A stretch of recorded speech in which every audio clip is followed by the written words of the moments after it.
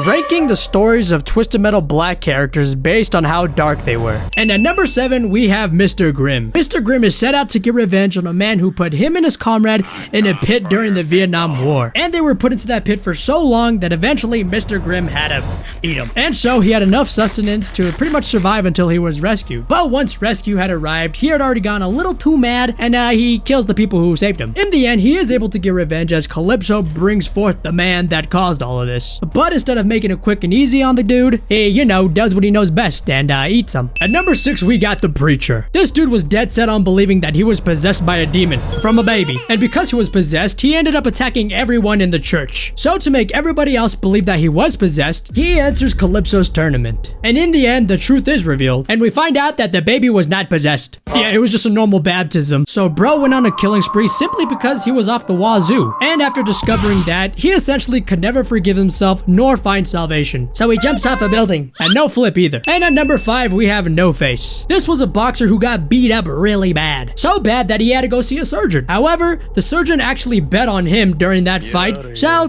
he lost all his money, and because of that, he was so angry that he decided to brutalize his face. And after the procedure was done, he ended up looking like this. But after winning Calypso's tournament, he does get his revenge as he gets this spiky glove where he gets to punch the surgeon in the face. Then he boasts about knocking someone out in one punch. Kind of an illegal glove, but whatever. Number 4, Billy Ray. Billy was this farmer simply working on the field one day when all of a sudden this crop duster comes and just keeps spraying him down over and over. And eventually, he goes unconscious. And when he wakes up, he looks a little bit funky. And so he runs back home where he finds his girlfriend and the person who, did that to him making out.